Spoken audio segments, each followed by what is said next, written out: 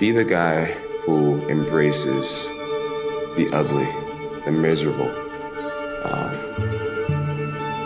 Be the guy who embraces hard work, the grind. Don't be afraid of being hurt. Don't be afraid of sacrificing some blood. The purpose. Yeah. I don't care how good you are in anything. You don't have discipline, you ain't nobody. Right. You're nothing without discipline. Because you give up under the slightest struggle without discipline. 100%. I mean, discipline is doing what you hate to do, but do it like you love it. What would you do if you weren't afraid? And I love thinking about that when I'm thinking about big life decisions. Like, what would I do if I weren't afraid? And it's usually like the big one, the bigger thing that I really want to do, but I'm afraid to do it. It's like, that's what I should do. And the crazy thing is that you can change your life in one decision. I can get drunk, drive in a car, and change my life forever, right? It can happen like that. But it can happen just like that the other way. It's just that the outcome's delayed. That's the only difference. You can change your life today in this moment by making these decisions, and your life path will have veered. You will have changed direction. Your tree of life will move. It's just that it takes time for that new direction to bear fruit. Whereas you can poison the fruit in a second. You can kill a tree real fast. You just can't grow one real fast. But it doesn't mean that if a seed's planted and you're watering it, it's not growing. It just takes a second to get above the surface. If you had to create a human, what would you put them through to make them tough? It probably wouldn't be a really chill life. What would you put them through to make them patient? You probably wouldn't give them things immediately. And so it's like, we want these traits, but each of the traits has a price tag attached to it. It's just like, do you want to pay the price tag to get the thing? And so I think if people reframe the period of life that they're going through as the price that they're paying out of their wallet, but their wallet is their time, it's the seconds of life that they're trading for it, then I think more people will be willing to make the trade. Because at least when I look at myself, like when I'm 80 something years old and I'm looking back on my life, I want to have these traits. But in order to have those traits, I know I have to go through these things. And I think for me, that's given me a lot of comfort in hard times. You have to kill your current self for your new self to have room to grow. And so it's this constant appraisal of your skills and activities and saying, which of these makes me stronger? Which of these makes it more likely for me to hit my goal? And I just want to give you that frame, because that single frame of, is this person being in my life make it more likely or less likely that I hit my goal? Is this activity or this behavior that I do make it more or less likely that I hit my goal? And I consistently just ask that question over and over and over again.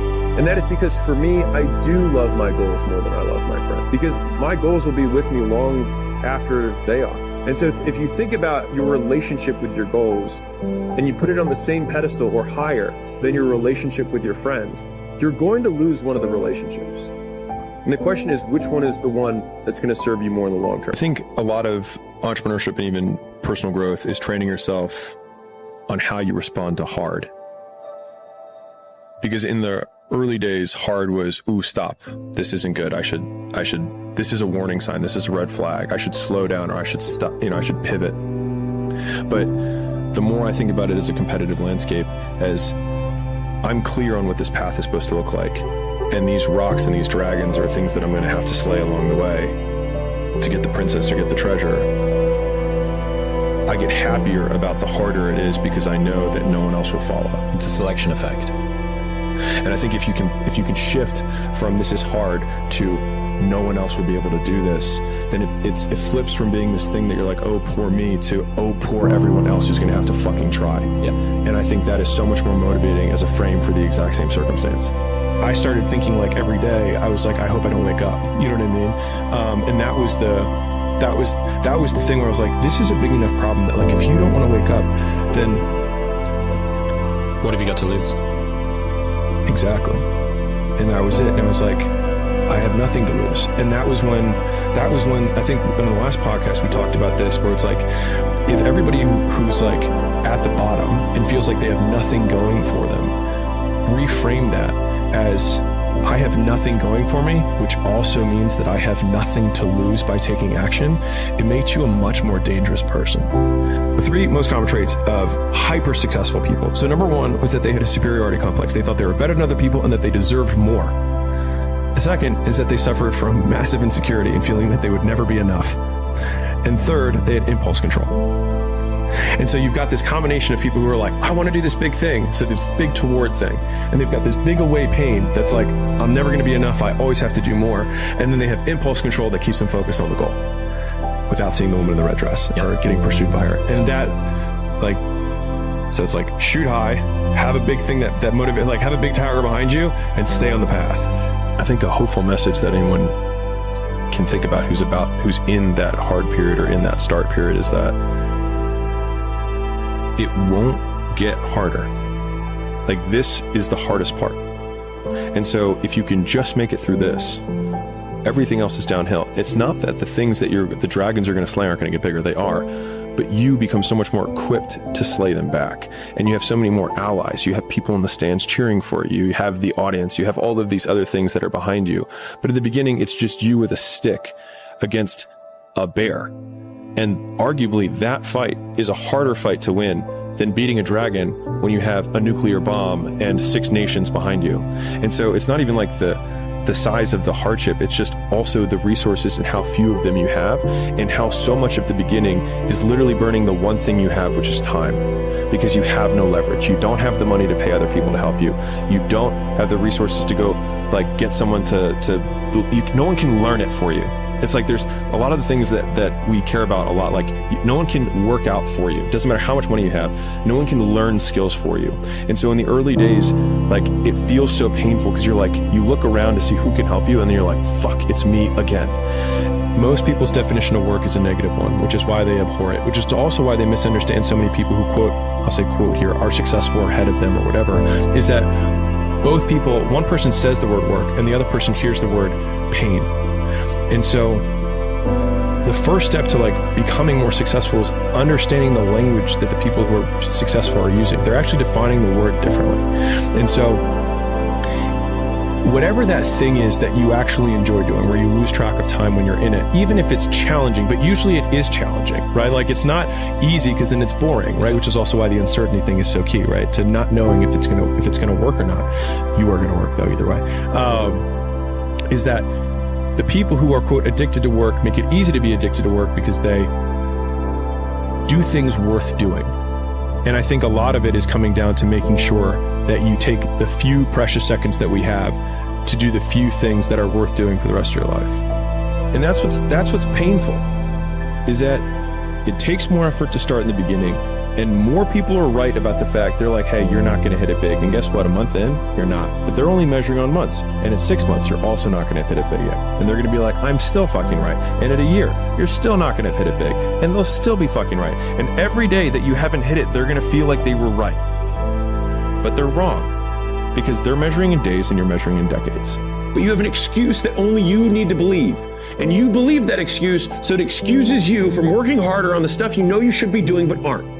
And that work, the work you know you should be doing but aren't, is the opportunity, because that is the work that your competitors also aren't doing. And I'm telling you from the bottom of my soul, it is so easy to beat people today. They are so soft. They have no work ethic. No one can stick with anything. Everyone's distracted. They're on social media. They're counting their fucking notifications because they can't stick with shit. Every single person who wants to do something with their life and has done something with their life has gone through the exact chapter that you're going through. And it's the lonely chapter. It's the chapter where you don't fit in with your own friends, but you don't have the outcomes yet to fit into a new group of friends. And you're doing this thing, you're consuming content on the internet, you're doing these free tutorials online to try and figure out how to set up a podcast and where do I host this thing? And then you're going through this and you're like, is this even worth it? Because you have no signs of success, right? But if there's anything that you can take away from what we're saying right now, is that the sign of success is the hate that you get along the way. And what you can't do is bend the knee to their hate and fit back into the conformity because it's comfortable and it's warm. Because like in the Matrix, when Trinity opens the door, when Neo's about to go take the red pill and he wants to get out of the car, she says, Neo, you've been down that road and you know exactly where it leads. And I know that's not where you want to be. Only thing that you can do is win so big that all of them constantly compare themselves to you, and then you'll forget they exist. And that's when he said, success is the only revenge. He's like, it's not the best revenge. He's like, it's the only one. There's no other revenge. Because everything else is petty. Everything else does show that you were thinking about these people all day long, which means they win by default. He's like, all you can do is think about your goal and winning. He's like, and when you win, that's when you become so big that they shrink into irrelevance. You cast a shadow that no one even can see them behind you. people only root for people who don't need it. Like the amount of times when I was on my lonely path where I was too different from the friends that I had, but not successful enough to be friends with the people that I wanted to be friends with. That's when you want people to root for you. That's when you want people to support you. Once you've already won, people are like, he's amazing, he's so good. But like, that's the time when you need it the least. And so you always have to be the person who roots for you before everyone else does. And it's usually a single clap in the auditorium for a very long period of time. It is a slow clap that's just you rooting for you. Champions are broken. We're like, huh? It's like people look at champions and try and find something that champion has that they don't have. And he's like, but it's not that at all. He's like, they lack something everyone else has, which is an off button. They just don't stop. And at the end of the day, like, if we're optimizing for outcomes, then the most broken person will win. The person who has the absolute biggest, desire for achievement, the absolute biggest fear or pain that they're running away from, every hardship that you encounter, if you reframe it as the story that you will someday tell to yourself of the person that you've become based on the dragons you've slain and the obstacles you've overcome, then I think that makes those obstacles a unique opportunity for self-improvement, because we can be grateful for these things. I think Jocko has a whole bit on this where whenever something bad happens, he says good. And I think it's a great trained response, because if something bad happens, my trained response isn't good. It's, I will tell the story someday. And so I think if you have that frame, then everything serves you. Because if something good happens, cool. If something bad happens, it'll be a story that I will someday tell. Because it assumes that you will live through it, and it assumes that you will eventually figure it out. And so then you can't lose.